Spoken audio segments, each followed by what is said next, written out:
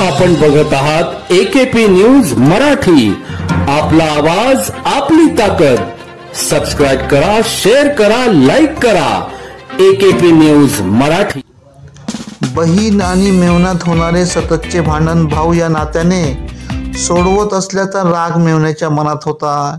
याच रागातून 11 सप्टेंबर रोजी शालक अनिल अंबुरे यांचे अपहरण करत त्यास जालना जिल्ह्यातील परतूर येथे नेऊन बेदम मारहाण केली। पत्नी शीतल अंबुरे यांनी याबाबत अंबड पोलीस ठाण्यात तक्रार दिली असता वरिष्ठ पोलीस निरीक्षक मधुकर कड यांच्या मार्गदर्शनाखाली पोलीस उपनिरीक्षक मुक्तेश्वर लाड व गुन्हे शोध पथकाने तपास करत अनिल अंबुरे यांची सुटका केली। तसेच संशयित मेहुणा संदीप चव्हाण यांना अटक करण्यात आली असून त्यांचा मित्र फरार आहे। संशयित संदीप चव्हाण यास मान्य न्यायालयाने 3 दिवसाची पोलीस कोठडी सुनावली आहे। एकेपी न्यूज साठी ब्युरो चीफ अनवर खान पठाण, नाशिक।